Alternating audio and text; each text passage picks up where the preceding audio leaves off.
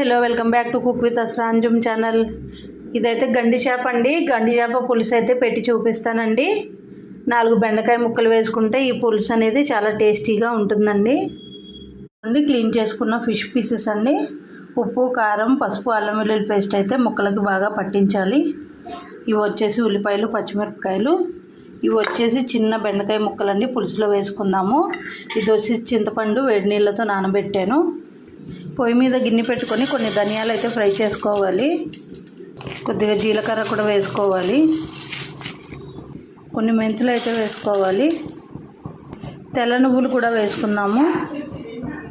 Fry చేసుకున్నవి ప్లేట్లో తీసుకోవాలి. గిన్నెలో ఆయిల్ అయితే వేసుకున్నాము. ఇప్పుడు వచ్చేసి ఉల్లిపాయ ముక్కలు, పచ్చిమిరపకాయ ముక్కలు వేసుకున్నాము.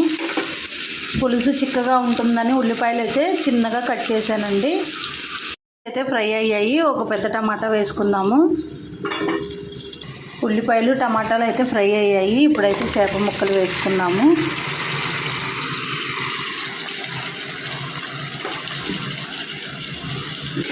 ముక్కల్ని కొద్దిసేపు నూనెలో అలా మగ్గనివ్వాలి. చేపల్లోకి చింతపండు పులుసు అయితే వేసుకుందాము. ఇలా ముక్కల్లో పులుసు పోసుకున్నాక చిన్న చిన్న బెండకాయ ముక్కల్ని, లేత బెండకాయలండి, లేత బెండకాయలు అయితే వేసుకోవాలి. కొత్తిమీర అయితే జల్లుకోవాలండి పైనుంచి. ఇప్పుడు ఈ పులుసులోకి మనం ధనియాలు, జీలకర్ర, మెంతులు ఫ్రై చేసాం కదా, ఆ పొడుము అయితే వేసేయాలి. ఈ తెల్ల నువ్వుల పొడి కూడా వేయడం వల్ల పులుసు అనేది కమ్మగా, చిక్కగా వస్తుందండి. ఇప్పుడైతే ఒకసారి మూత తీసి చూద్దామండి.